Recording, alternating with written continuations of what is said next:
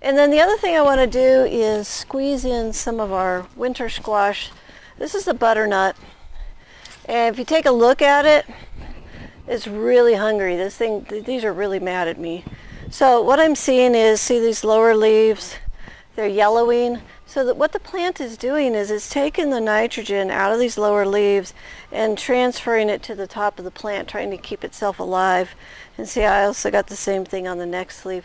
So I either need to feed these or I need to get them in the ground, but I really need to get them in the ground. Also the root balls, they're getting quite rooty and they don't like their roots disturbed, so I really need to get them out of the pots. It's time to get them in the garden. So let's dig some holes. I got 1, 2, I got 3, I got 4 pots worth. So I think what I'll do is put 2 on this side and 2 on the other side. And where did I do my trowel? There it is. So we're going to do them just the same way. We're just going to kind of squeeze them in and then just keep picking the kale around it until the squash decides it wants the space, and then we'll take the kale out. But it's a nice way to double crop. You know, get your cold weather stuff in first. And I have some compost we're going to put in the bottom so those roots start getting fed right away, and then a little bit of the Happy Frog. Put that in there and just pop this in. Try to be very careful not to disturb too many roots. Slide that in there, put the dirt back around it.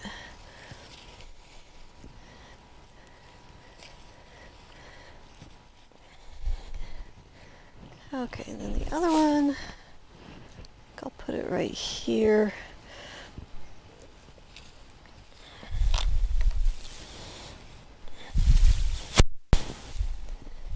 I am going to take just these 2 kale plants out right here.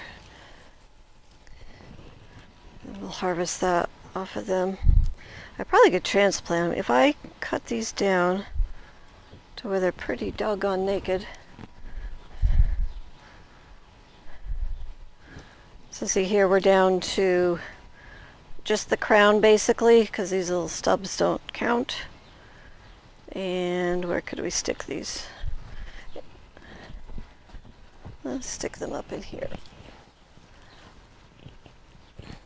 Then I'd have to water that in really well.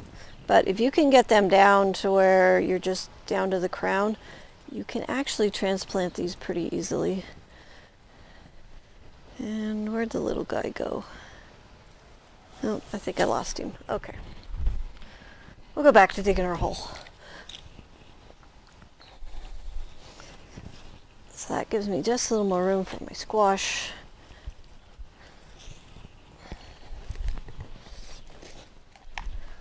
And the squash, they're heavy feeders, so they don't want to miss a meal.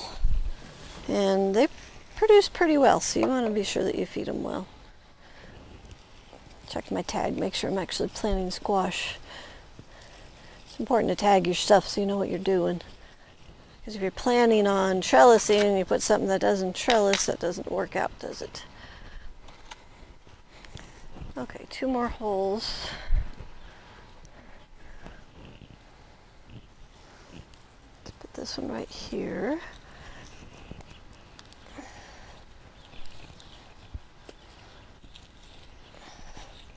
I'm just kind of, looking for an empty slot.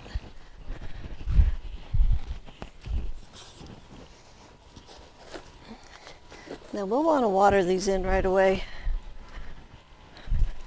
So we have about a 20-minute window is all.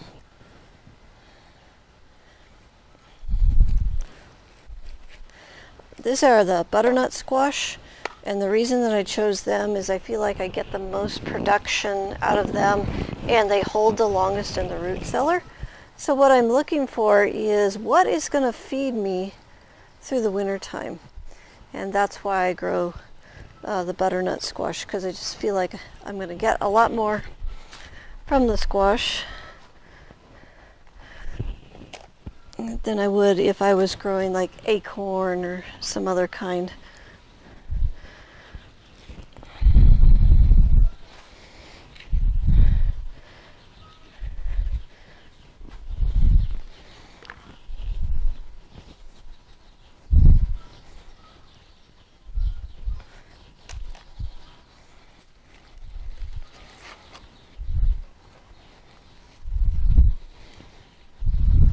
Okay, just that easy. In goes the squash. We'll still get our kale production. Let me find my water can. I'll give that a drink.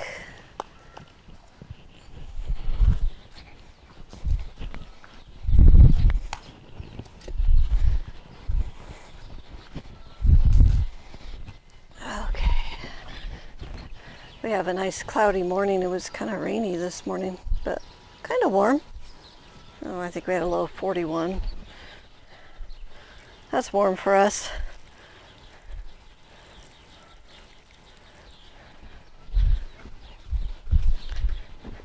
So the clouds are nice for the transplants. And then I will get the big hose out later and really soak these in. And then I'll get the trellis back over the top of it. And if it gets too bright and sunny, I can cover these, but I think they'll be fine. To learn lots more about easy, productive gardening, tune into the High Performance Garden Show. You don't want to miss out. The show features a 128 square foot vegetable garden that can produce over $2,500 worth of garden fresh veggies with only a 15-minute a day commitment.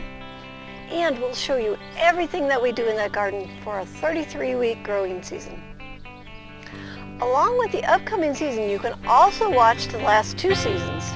That's over 110 hours of gardening education, totally for free. Soon we will be starting the next season, which will provide you with 33 more weekly episodes to get you even more garden tips and techniques on how to grow a high-performance garden in your backyard. Sign up today, start learning. It's totally free. Start your garden season off right by going to thelivingfarm.org/high-performance-garden-show.